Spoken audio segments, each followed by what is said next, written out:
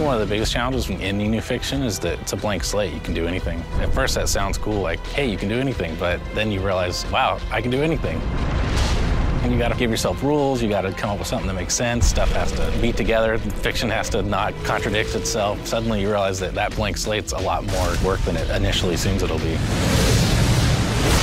Darksiders world was created pretty collaboratively. We all threw in ideas. You can't really pinpoint one originator of everything. As far as how the world plays, all the NPCs, all the different factions and fiction and stuff like that, that was kind of collaboratively made throughout the team. The story of Darksiders is pretty deep, and we haven't actually fully revealed why the apocalypse happened. In a nutshell, you learned that there are forces between heaven and hell that are vying for control of Earth and certain other resources that lie somewhere between the two realms. And the Horsemen are caught up in the middle because they are ultimately the ones who are responsible for beginning and ending worlds.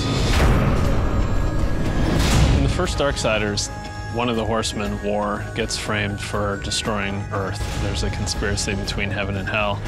He sort of takes the blame, mankind's wiped out, and then he is stripped of his powers and imprisoned for 100 years. Then he's given a chance to come back and prove his innocence, and he's got to pretty much kill everyone involved.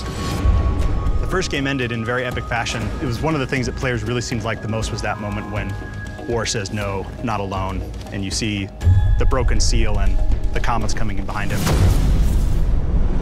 Darksiders 2 takes place in pretty much in parallel to the first game.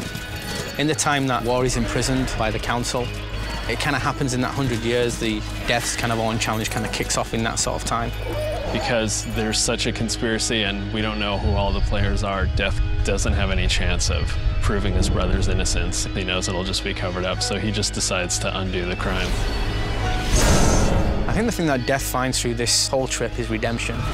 I mean, he's carrying a big weight on his shoulders all the way through the game, and, you know, it's kind of revealed to the player what sort of weight that he's actually carrying with him, both physically and mentally. The hardest part was getting it to the point where we knew we were making something special, but once we got there, we were off to the races. We knew it was going to be good.